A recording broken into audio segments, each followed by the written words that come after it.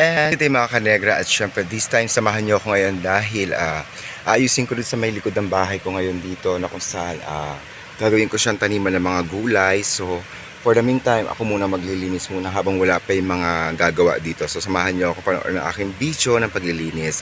At syempre abangan niyo rin po syempre ang kabuuan lahat ng aking mga gagawin sa aking video vlog. And syempre support me at my channel, Next Channel TV.